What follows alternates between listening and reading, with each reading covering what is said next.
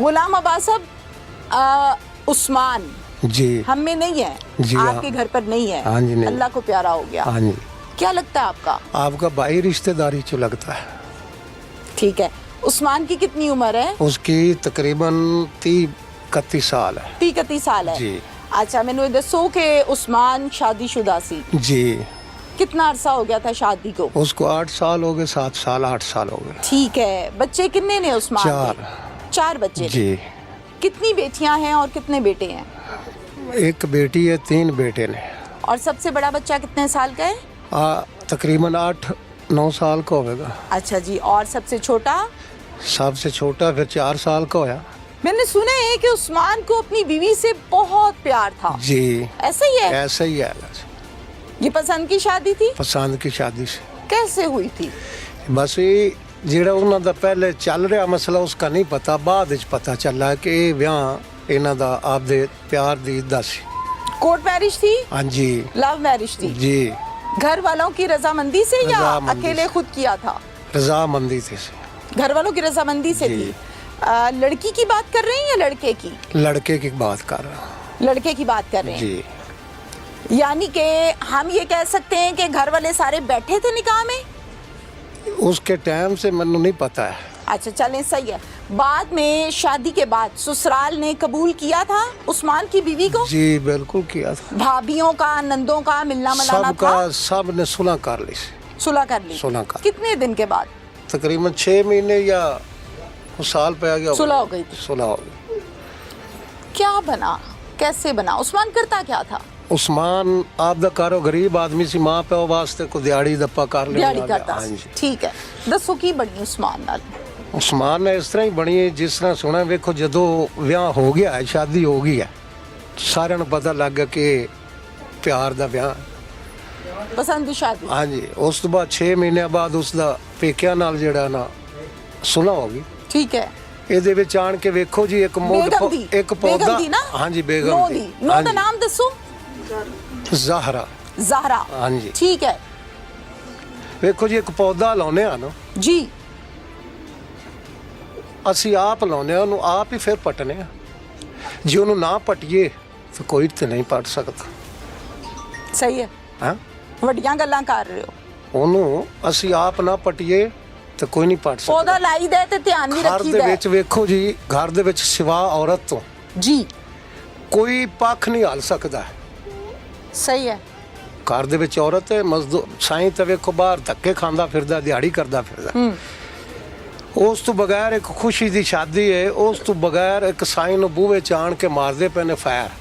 ਘਰ ਦੇ ਬੂਹੇ 'ਚ? ਘਰ ਦੇ ਬੂਹੇ ਦੇ ਵਿੱਚ ਹੈ। अच्छा ਅਗਰ ਜੇ ਗੁਨੇਗਾਰ ਤਾਂ ਦੋਵੇਂ ਹੀ ਸਨ, ठीक है। ਫਿਰ ਦੂਸਰੀ ਆਪਦੀ ਭੈਣ ਨੂੰ ਵੀ ਮਾਰ ਦੇ। ठीक है। ਠੀਕ ਹੈ ਨਾ। ठीक है। ਉਸ ਤੋਂ ਬਾਅਦ ਆ ਗਈ ਗੱਲ, ਉਹ ਖਤਮ ਹੋ ਗਿਆ। ਉਹਦਾ ਵਾਲਦ ਸਾਹਿਬ ਸਨ। ਵਾਲਦ ਸਾਹਿਬ ਬਿਲਕੁਲ ਉਹਦੇ ਸਦਮੇ ਦੇ ਵਿੱਚ ਰਹਿ ਗਏ ਸਨ। उस्मान दे वालिद साहब? ਉਸਮਾਨ ਦੇ। ठीक है। ਉਹਨੂੰ ਇਸ ਤਰ੍ਹਾਂ ਰੋਟੀ ਵੀ ਨਾ ਦੇਣੀ, ਧੱਕੇ ਮਾਰਨੇ। कौन मैं- धक्के मारता सी? ਉਹਦੀ ਨੂੰਹ ਮਾਰਦੀ ਸੀ। उस्मान दी बीवी? ਹਾਂ ਜੀ। ਉਹ ਆਖਦੀ ਸੀ ਚੱਲ। इंज दी औरत पसंद कीती सी ਜੀ उस्मान ने? ਜੀ ਜੀ ਜੀ। ਮੈਂ ਉਸ ਦਿਨ ਇੱਥੇ ਸਾਂ ਜਿਸ ਦਿਨ ਉਹ ਉਸਮਾਨ ਦਾ ਵਾਲਦ ਸਾਹਿਬ ਇੱਥੇ ਮੋਟਰਸਾਈਕਲ ਤੇ ਆਇਆ। उस्मान दी बीवी ਉਸ धक्के ਨੂੰ मारदी ਬਾਹਰ सी ਕੱਢ ਕੇ सौहरे ਬਾਜ਼ਾਰ 'ਚ ਫੈਂਕ ਦਿੱਤਾ ਸੀ। सौहरे नु? ਸਹੁਰੇ ਨੂੰ। क्यों? ਵੇਖੋ ਜੀ ਮੈਂ ਤੁਹਾਨੂੰ ਸਾਰੀ ਬਤਾਉਣਾ। ਦੱਸੋ, ਉਸ ਨੂੰ ਦੱਸੋ। ਮੋਟਰਸਾਈਕਲ ਵਾਲੇ ਤੀਸਰੇ ਆਦਮੀ ਨੇ ਚੱਕਿਆ ਬਾਜ਼ਾਰ ਦੇ ਵਿੱਚੋਂ। ਉਸ ਨੇ ਇੱਥੇ ਲੈ ਆਂਦਾ ਇਸ ਧੀ ਦੇ ਬੂਹੇ ਤੇ। ਅੱਗੇ ਮੈਂ ਖੜਾ ਇੱਥੇ, ਕੁਦਰਤ ਅੱਲਾ ਦੀ ਨਾਲ ਮੈਂ ਆਇਆ ਸਾਂ, ਮੇਰਾ ਘਰ ਇੱਥੇ ਨਹੀਂ ਸੀ। ਉਹਦਾ ਸਭ ਵਿੱਚੇ ਨਿਕਲਿਆ ਜਾਂਦਾ ਤੇ ਮੈਂ ਉਹਨੂੰ ਚੱਕਿਆ। ਉਸ ਵੇਲੇ ਮੈਨੂੰ ਉਹਨੇ ਚੱਕਣ 'ਚ ਥੋੜਾ ਜਿਹਾ ਪਛਾਣ ਲਿਆ। ਉਹਨੇ ਆਖਿਆ ਆਬਾਸ ਹੈ। ਮੈਂ ਆਖਿਆ ਜੀ। ਮੈਂ ਤੂੰ ਮੋਟਰਸਾਈਕਲ ਤੋਂ ਉਤਾਰਿਆ, ਇੱਥੇ ਮੰਜੀ ਤੇ ਲਿਆਂਦਾ। ਹਾਲਤ ਉਹਦੀ ਕੋਣੀ ਸੀ। ਉਹਦੇ ਮੈਂ ਹੱਥਾਂ 'ਚ ਮੈਂ ਉਹਨੂੰ ਬੁਲਾਉਂਦਾ ਰਿਹਾ। ਉਹ ਆਂਦਾ ਮੈਨੂੰ ਬਾਹਰ ਕੱਢ ਦਿੱਤਾ ਇਹਨੇ, ਮੈਨੂੰ ਬਾਹਰ ਕੱਢ ਦਿੱਤਾ। ਇੱਕ ਉਹ ਆਂਦਾ ਰਿਹਾ ਆਏ ਉਸਮਾਨ, ਆਏ ਉਸਮਾਨ। ਆਪਦਾ ਬੇਟਾ ਨੂੰ ਪੁਕਾਰਦਾ ਰਿਹਾ, आवाज मार रहे? ਆਵਾਜ਼ ਮਾਰਦਾ ਰਿਹਾ। ਇੱਕੋ ਉਹਨੂੰ ਬੇਟਾ ਲਿਆ- ਸੀ ਨਾ? ਹਾਂਜੀ ਇੱਕੋ ਪੁੱਤਰ ਹੈ ਨਾ? ਇੱਕੋ ਹੀ ਪੁੱਤਰ ਸੀ, ਇੱਕੋ ਹੀ ਬੇਟਾ ਸੀ। ਮੈਂ ਉਹਨੂੰ ਲਿਆ ਕੇ ਇੱਥੇ ਮੰਜੀ ਦੇ ਉੱਤੇ ਲਿਟਾ ਦਿੱਤਾ। ਲਿਟਾ ਕੇ ਮੇਰਾ ਮਗਰ ਕਾਰੋਬਾਰ ਸੀ। ਮੈਂ ਤਕਰੀਬਨ ਸ਼ਾਮ ਨੂੰ ਚਲਾ ਗਿਆ। ਸਵੇਰ ਮੈਨੂੰ ਆਵਾਜ਼ ਆਈ ਹੈ ਕਿ ਸੁਣਿਆ ਗਿਆ ਕਿ ਉਹ ਫੌਤ ਹੋ ਗਏ ਨੇ। बस हाँ जी। उस्मान करदा फौत हो गया।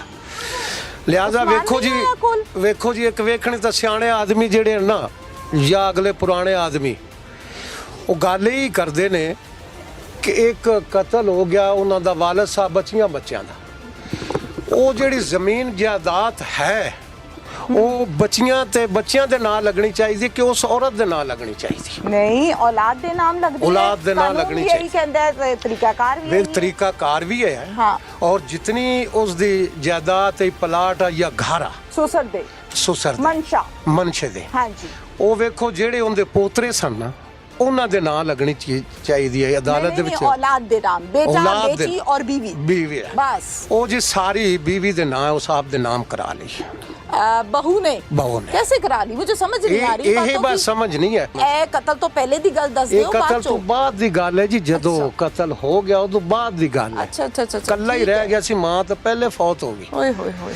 ਤੇ ਇਹ ਵਾਲਿਦ ਸਨ ਚੰਗੇ ਭਲੇ ਤਗੜੇ ਸਨ, ਤੇ ਇੱਕੋ ਇੱਕ ਬੇਟਾ ਜਿਸ ਦਾ ਫੌਤ ਹੋ ਜਾਣਾ, ਉਸ ਦਾ ਜੀਣ ਕੀ ਰਹਿ ਗਿਆ? ਐਵੇਂ ਦੱਸੋ ਨਾ ਕਿ ਹਾਂਜੀ। ਪੁੱਤਰ ਨੂੰ ਪਹਿਲੇ ਕਤਲ ਕਰਾਇਆ, ਕਤਲ ਕਰ ਦਿਆ, ਫਿਰ ਹਾਂਜੀ। ਉਹਦੇ ਬਾਪ ਨੂੰ ਬਾਜ਼ਾਰਾਂ 'ਚ ਮਾਰਿਆ। ਹਾਂਜੀ, ਜ਼ੁਲਮ ਦੀ ਇੰਤਹਾ ਜ਼ੁਲਮ ਹੈ। ਦੀ ਇੰਤਹਾ ਹੈ ਜੀ, ਇੰਤਹਾ। ਇੱਕ ਗਰੀਬ ਆਦਮੀ ਇੰਤਹਾ ਹੈ, ਇਨਸਾਫ ਨਹੀਂ ਮਿਲਿਆ ਜਾਂਦਾ। उस्मान कदों कत्ल होया? ਤੇ 11ਵਾਂ ਮਹੀਨਾ ठीक हो गया, 2023 में मर्डर हुआ। ਜੀ। किवें?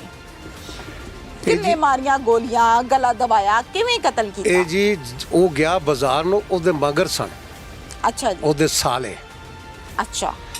ਜਿਨ੍ਹਾਂ ਦੀ ਭੈਣ ਉਹਨਾਂ ਦੇ ਘਰ ਹੈ। ਜਿਸ ਵੇਲੇ ਵਾਪਸ ਆਇਆ, ਉਧਰੋਂ ਉਹ ਖੜੇ ਸਨ ਅੱਗੇ ਸਾਹਮਣੇ ਜਿੱਥੋਂ ਨੇ ਲੰਘਣਾ ਸੀ, पता सी होना। ਉਹਨਾਂ ਨੂੰ ਪਤਾ ਸੀ।